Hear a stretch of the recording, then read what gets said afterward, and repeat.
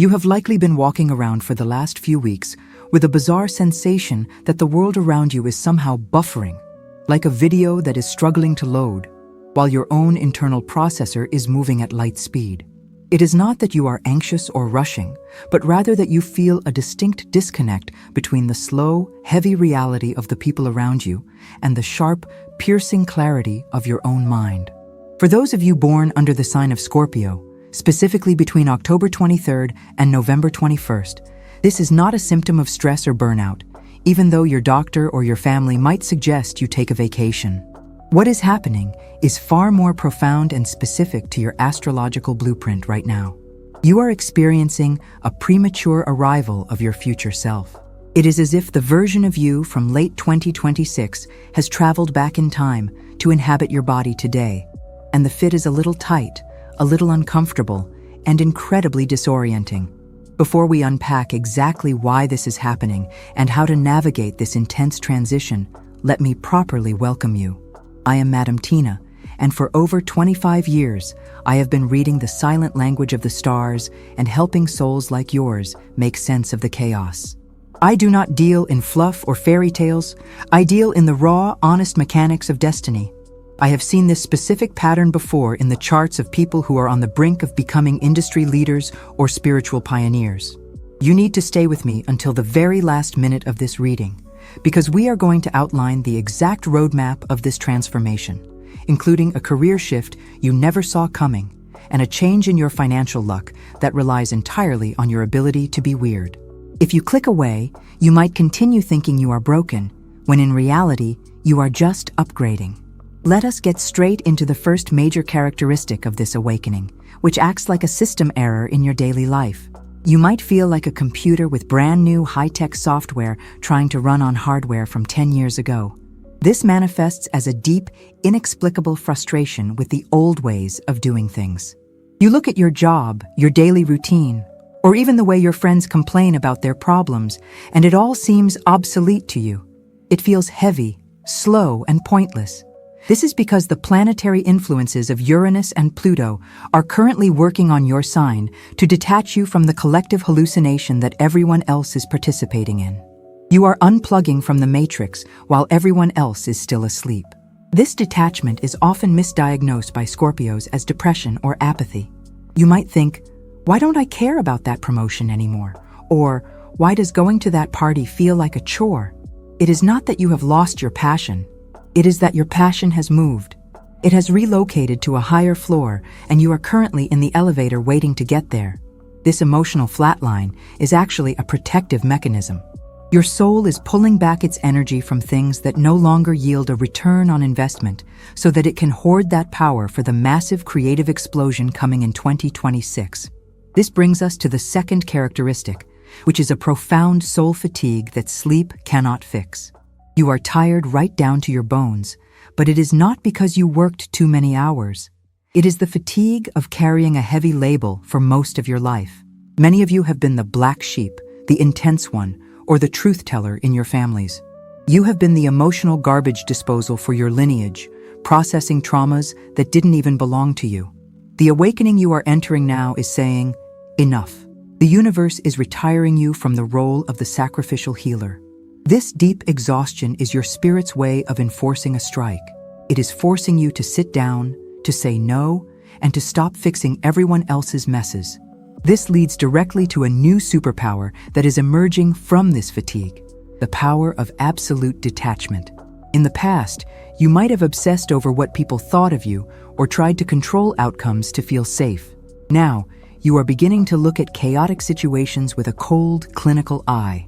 You see the drama, but you don't step into the ring. This ability to stand back and observe without getting emotionally hijacked is the single most important tool you will need for the success coming your way. It allows you to see the chessboard while everyone else is just being a pawn. You are transitioning from the warrior on the front lines to the general on the hill, and generals need a clear head, not a bleeding heart. As this internal upgrade continues, you will notice a fourth characteristic that is almost physical in its intensity: a complete biological rejection of lies. In the past, you were always the detective, the one who could sniff out a secret. but you would often keep quiet to keep the peace or to gather more evidence. That phase is over. Now, being in the presence of someone who is being inauthentic, whether they are lying to you or lying to themselves, will make you feel physically ill. I mean this literally. You might get a sudden headache, a wave of nausea, or an intense desire to flee the room when you are around people who are wearing masks.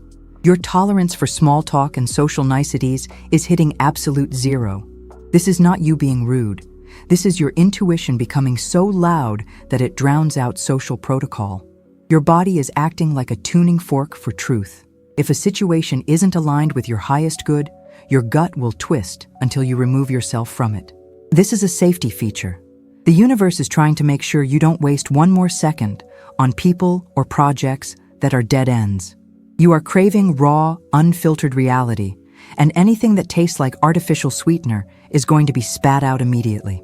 This physical intolerance triggers the fifth characteristic, which is a compulsive need to purge your environment. You might wake up on a random Tuesday with an overwhelming urge to throw away half your wardrobe, repaint your walls, or drag furniture out to the curb. This is not spring cleaning.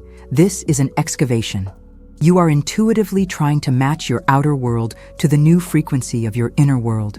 Objects hold energy, and as a Scorpio, you are incredibly sensitive to the residual memories stuck in things. That old sweater from a past relationship? It has to go. The chair you sat in while you were depressed 3 years ago? It needs to be replaced. You are clearing the runway.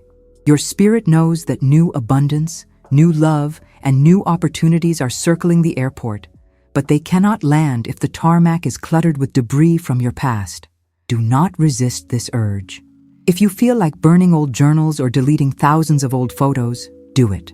You are making space for the version of you that is confident, wealthy, and free.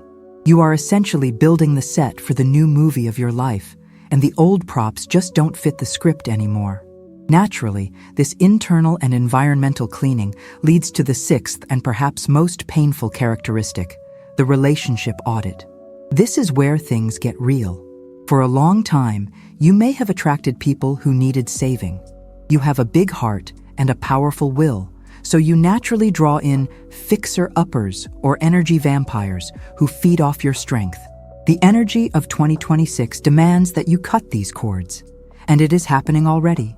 You might find that long-term friendships are suddenly ending over minor disagreements, or you simply stop answering the phone because you have nothing left to say. This is not a tragedy. It is a liberation. The universe is removing the anchors that are holding your ship in the harbor. You might feel a sense of grief, not for the person, but for the time you invested. That is okay. Let yourself grieve, but do not go running back. The silence you hear from your phone isn't loneliness. It is protection. The people who are falling away now are doing so because they cannot survive in the altitude where you are going. You are climbing the mountain, and the air is getting thinner. Only those with the same lung capacity can come with you. Hey, I want to take a quick second to just ask you something. Does it feel like I'm reading your diary right now? If you are sitting there, nodding your head, feeling that weird mix of relief and how did she know, then you are exactly where you need to be. We are building a little corner of the internet here for people who are tired of the fake stuff. I would love for you to hit that subscribe button, not because I care about the numbers, but because I want you to be here when we talk about the good stuff coming next. And seriously, drop me a comment. Tell me what you threw away this week or who you finally blocked. I read them, I laugh with you, and I cry with you. Let's stick together for the second half of this, okay? Now that we have cleared out the clutter and the noise, we arrive at the seventh characteristic of this spiritual awakening, which can be the most challenging to navigate, the temporary void. After the relationships end and the old hobbies lose their flavor, there is a period of silence. You might feel like you are walking through a desert alone. This is the hermit phase of your transformation. It is crucial to understand that this solitude is not a punishment for being difficult. It is a prerequisite for meeting your soul tribe. You are reclaiming your sovereignty. For years, you may have leaked your energy trying to keep everyone else happy or stable. Now you are pulling all that power back into your own core. You are learning to be your own best company. In this silence, you will start to hear the call of your true people, the ones who speak your language without you having to use a dictionary. These new connections, which will start appearing more frequently as we approach 2026, will be based on shared vision and mutual power, not shared trauma. You won't have to explain your jokes, and you won't have to apologize for your intensity. But to find them, you first have to be willing to walk alone for a few miles.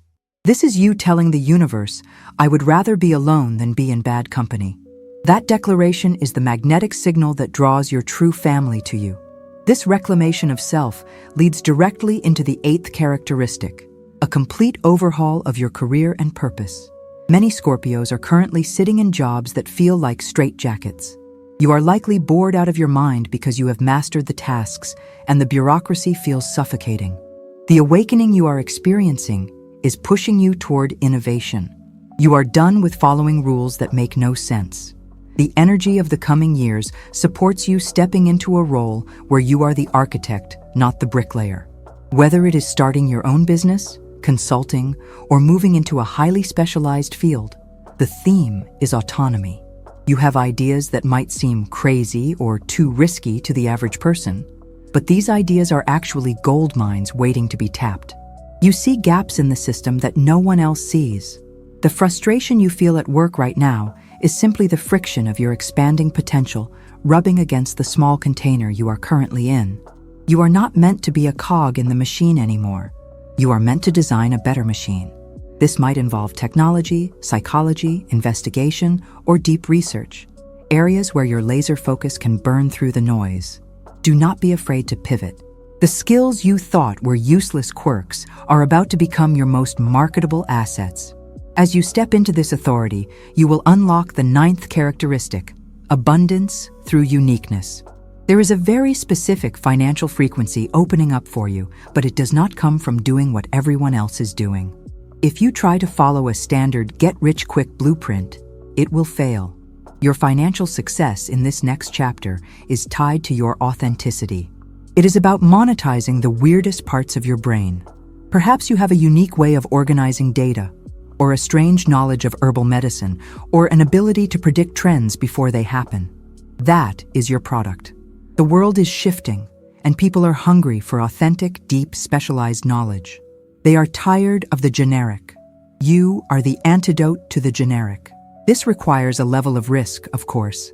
It requires you to bet on yourself when no one else sees the vision yet. But remember the detachment we talked about earlier. That is what allows you to take these risks.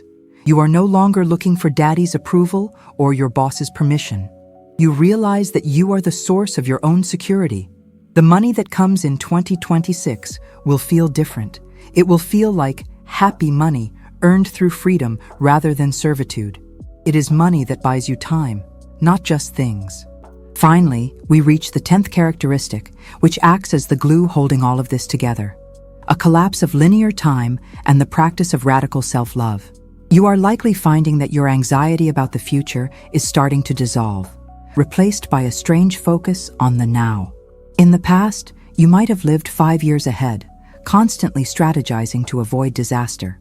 But this awakening is teaching you that safety is an illusion, and that the only real power exists in the present moment. You are learning to improvise, to trust your instincts in real time. This is a massive shift for a sign that loves control. You are learning to surf the waves rather than trying to command the ocean. This presence allows you to actually enjoy your life. You stop waiting for the perfect moment to be happy and start finding joy in the messy middle. You might catch yourself laughing at things that used to make you angry or finding beauty in a rainy day. This is the ultimate sign of spiritual maturity.